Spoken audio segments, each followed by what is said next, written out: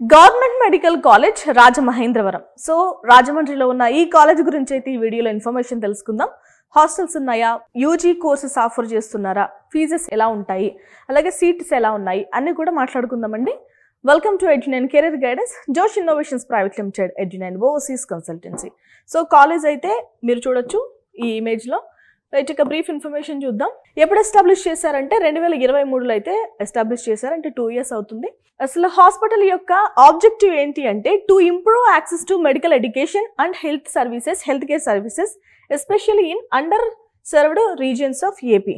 So ఏ ప్రాంతాలకైతే health care అనేది అందదో ఆ ప్రాంతాలకి హెల్త్ కేర్ని అందించడమే వీళ్ళ యొక్క ఆబ్జెక్టివ్. ఓకే, ఆ ఉద్దేశంతోనైతే ఎస్టాబ్లిష్ చేయడం జరిగింది. సీట్స్ ఇంటేక్ వచ్చేసి 150 సీట్లు అండి. అఫిలియేషన్ వచ్చేసి మనకి doctor NTR university of health sciences అండర్లో అయితే ఉంటుంది. మనకి ఎన్ఎంసి, నేషనల్ మెడికల్ కమిషన్ ఏదైతే ఉందో ఎన్ఎంసి ద్వారా అయితే గుర్తింపు పొందిన కాలేజ్. ఓకే, లొకేషన్ ఎక్కడ ఉంటుందంటే Mahendravaram, nothing but Rajahmundry. So east Godavari వాళ్ళకైతే తెలుసు రాజమండ్రి. సో ఆ ప్రాంతంలో అయితే ఉంది మనకి. ఎలిజిబిలిటీ ఏంటండి అంటే నీట్ యూజీ ఎగ్జామ్ అనేది మస్ట్ అండ్ షుడ్గా మనం క్వాలిఫై అవ్వాలి.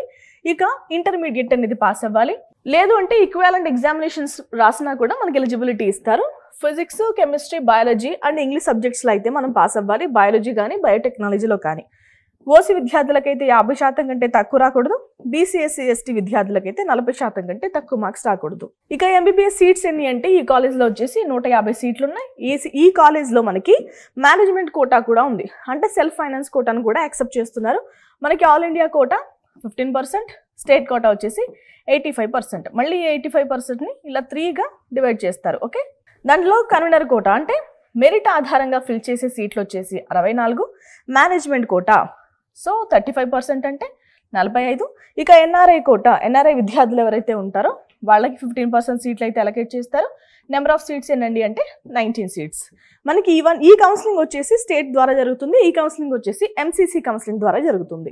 ఇంకా ఫీజెస్ ఎలా ఉంటాయి అంటే మనకి ఆల్ ఇండియా కోటాకి ఏం జరుగుతుందంటే యూనివర్సిటీ ఫీజు కూడా పే చేయాలి. 10,600 రూపాయలు పే చేస్తాం.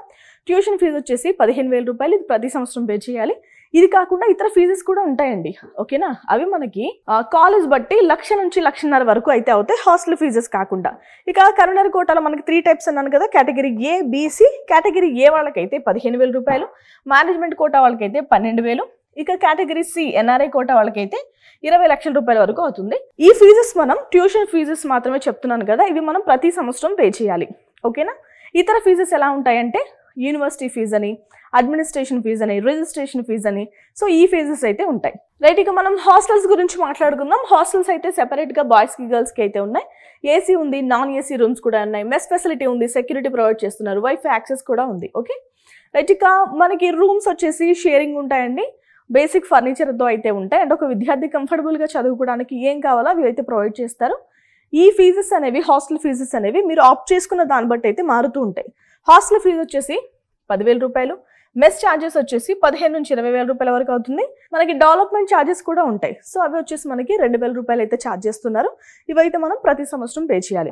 హాస్టల్ ఫీజు అనేది, మెస్ ఫీజు అనేది. ఓకే, సో ఇది రాజమండ్రిలో ఉన్న గవర్నమెంట్ మెడికల్ కాలేజ్ సంబంధించిన బ్రీఫ్ ఇన్ఫర్మేషన్. ఈ కాలేజ్లో చదవాలంటే మీకు నీట్లో ఎంత ర్యాంక్ వచ్చి ఉండాలి ఇప్పుడు చూద్దాం. మీరు కనుక బీసీఏ విద్యార్థులైతే మీకు 82,463 లోపు ర్యాంక్ రావాలండి. బీసీబీ అయితే 82,759 లోపు, బీసీసీ అయితే 75,495 లోపు, బీసీడీ అయితే 60,239 లోపు, బీసీఈ అయితే 1,17,815 లోపు అయితే ర్యాంక్ రావాలి. ఓసీ విద్యార్థులు అయితే 56,014 లోపు, ఎస్సీ విద్యార్థులు అయితే 1,45,488 లోపు, ఎస్టీ విద్యార్థులు అయితే 2,13,623 లోపు అయితే ర్యాంక్ రావాలి. ఓకే, సో ఇది రాజమండ్రిలో ఉన్న గవర్నమెంట్ మెడికల్ కాలేజీకి సంబంధించిన బ్రీఫ్ ఇన్ఫర్మేషన్.